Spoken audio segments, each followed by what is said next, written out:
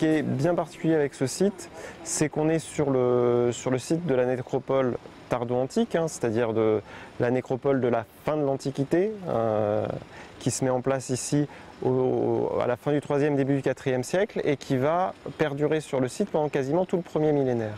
Donc cette nécropole, c'est elle qui est sous tous nos vestiges en quelque sorte.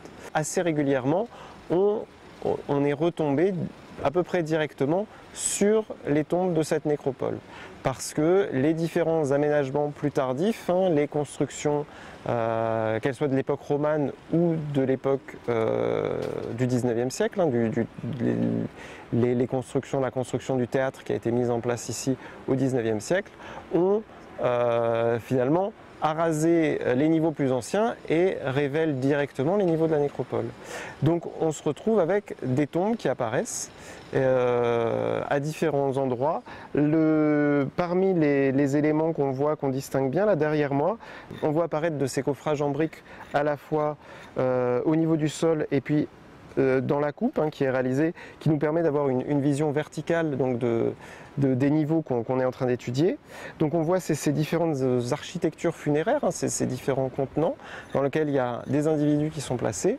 On les a trouvées à plusieurs reprises sur le site et elles sont maintenant assez bien datées. On sait qu'elles sont généralement, c'est des modes d'inhumation qui sont entre 400 et 550. Donc on est très avant les maçonneries qui sont à côté. Et donc on a ces différentiels de conservation et ces différentiels d'apparition des niveaux qui font qu'on voit apparaître des vestiges très anciens à côté de vestiges beaucoup plus récents, puisque les murs qui sont derrière datent du XIe siècle, c'est-à-dire un peu après l'an 1000.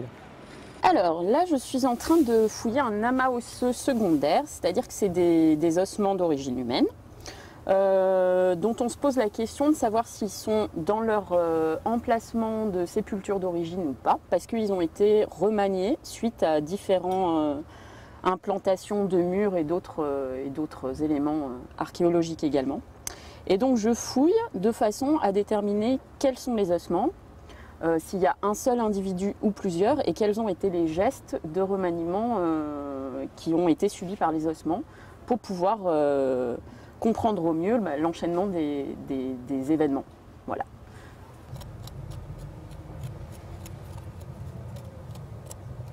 L'anthropologie, au final, c'est à la fois un métier de terrain où on va essayer de comprendre les gestes funéraires, mais aussi un métier de labo où du coup on va aller directement sur l'humain lui-même plutôt que sur les gestes qu'il a pu faire. Donc en étude de labo, on va pouvoir travailler sur la biologie de l'individu, essayer de déterminer si c'était un homme, une femme, s'il était porteur de pathologie, s'il était porteur d'éléments qui nous indiqueraient des carences dans son enfance. On peut aller, enfin, on n'est pas sur les mêmes, on n'est pas sur la même échelle que celle du geste humain, de comment il bâtit, etc. On est sur l'homme lui-même. Donc voilà, moi ce que je pense qu'on peut apporter en plus, c'est ça.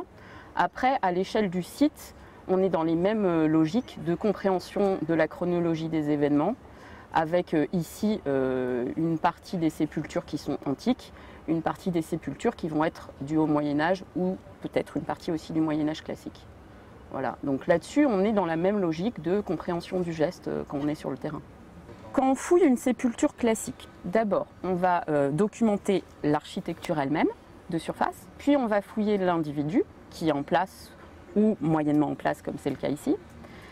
On va prendre des photos un peu dans tous les sens pour pouvoir restituer l'intégralité de ce qu'on voit, alors de façon zénitale, de façon oblique, on essaye de tout garder en mémoire. On va observer ce qui reste comme connexion entre les ossements pour analyser ce qu'il y a eu comme mouvement, c'est ce qu'on appelle la taphonomie, tout ce qui est arrivé au cadavre après sa dépose en sépulture. Et ça va nous permettre également de déterminer justement des architectures qu'on n'aurait pas pu déterminer en amont, c'est-à-dire tout ce qui est de l'ordre de l'architecture périssable, tout ce qui est de l'ordre du bois ou du tissu, qui va laisser des effets sur les mouvements de l'os, mais qui ne va pas laisser de traces matérielles. Voilà, donc ça c'est la partie terrain, c'est cette documentation-là.